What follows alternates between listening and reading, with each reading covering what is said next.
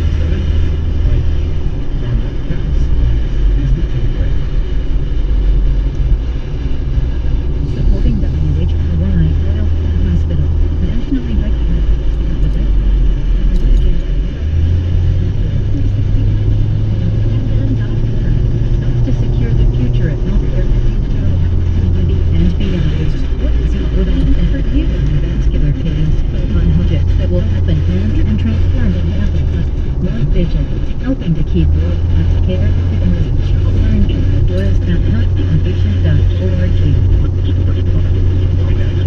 Takeaway on this morning, I'm on Kenneth Barnes.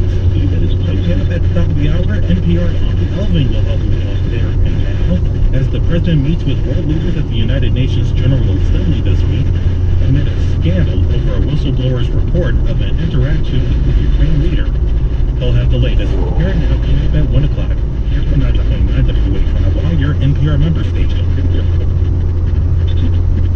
It's it's 12:30.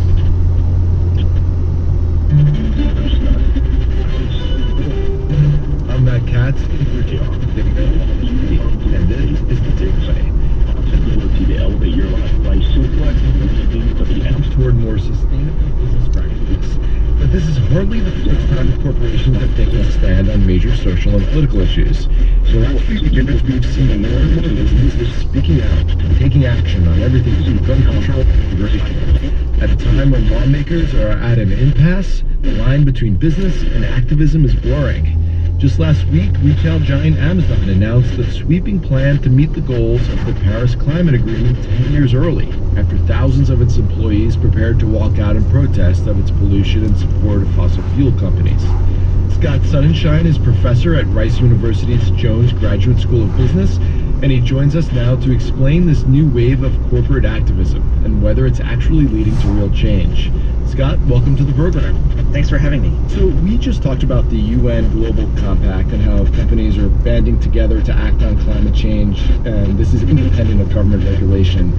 Wondering how big a deal this is, and if it's something that can really make a difference. Well, anytime the UN is involved, there's going to be a lot of momentum. You've got a number of companies that have signed on to this global compact, but the reality is that a lot of the decision making still rests with the organizations themselves. So some critics see the UN Global Compact as more about symbolism, but the reality is that business organizations are increasingly being interested in engaging in social issues in ways that they haven't been involved in historically. Do the companies have to meet certain standards? Are they held accountable in any way if they were to just sign this thing and then ignore everything that they promised? The truth is that there really isn't too much teeth behind this. So what you're seeing instead is companies taking their own strategies and thinking about what issues they do want to support, whether it be the environment or other types of social issues, and they're voluntarily taking actions regardless of what they're doing with the UN. What other sort of social issues do you see companies getting involved with these days? Well, in the past few years, you've seen a lot of momentum around issues around income inequality. You're seeing momentum around guns, especially with the retail industry.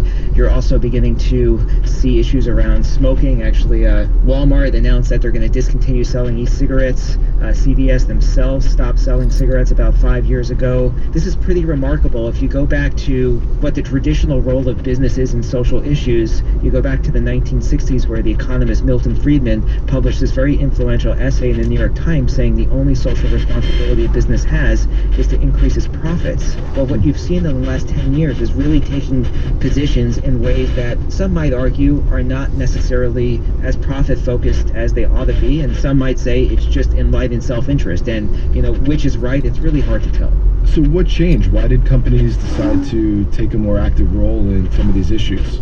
Well, I think there's several different reasons.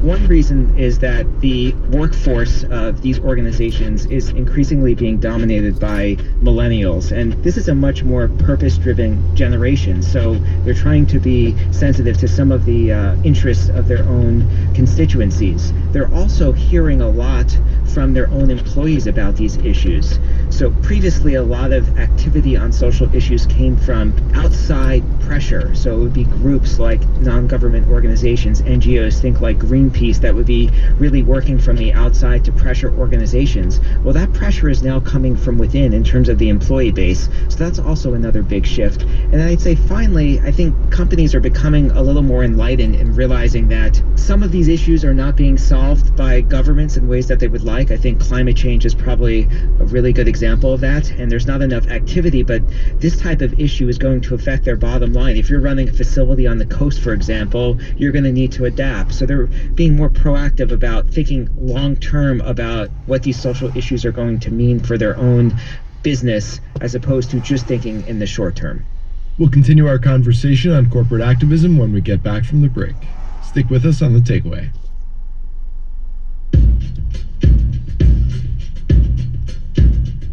The Takeaway is supported by Atlassian, a collaboration software company powering teams around the world, committed to providing the tools and practices to help teams plan, track, build, and work better together.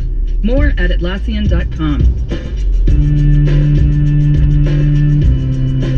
And we're back talking talking about the new wave of corporate activism and whether or not it's having a real impact. I'm speaking with Scott Sonnenschein, a professor at Rice University's Jones Graduate School of Business.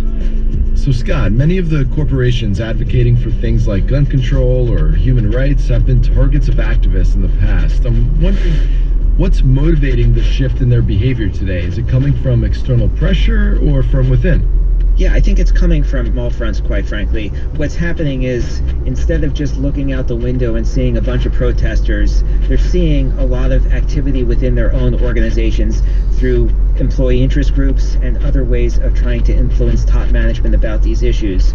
And then you also have the social media effect. Now, what's interesting is about 10, 15 years ago, when I first started doing research on this, a lot of these issues were all framed as economic issues, where we should be paying attention to the environment because it makes good business sense. But more recent research has actually shown that the language that employees are using is shifting to talk more explicitly about the values underlying these issues that have nothing to do with economic issues. Tell me about the recent example from Amazon in which thousands of employees were involved in pushing back on some of Amazon's approach when it comes to the environment. Yeah, well, of course, Amazon just had their big announcement about being carbon neutral, and as a large consumer of natural resources, they certainly have a big environmental footprint.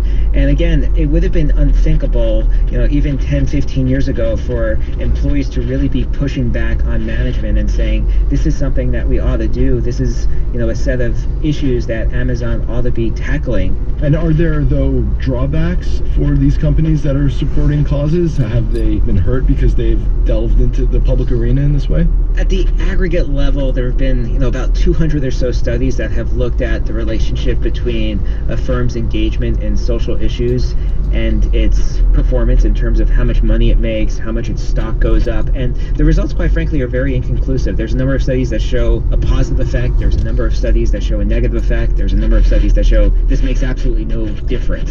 With so much else going on, it's really hard to isolate what's actually causing what. So I think right now, companies are using this ambiguity over the results of these types of initiatives and focusing on kind of what's right in front of them, which is a bunch of angry people, media providing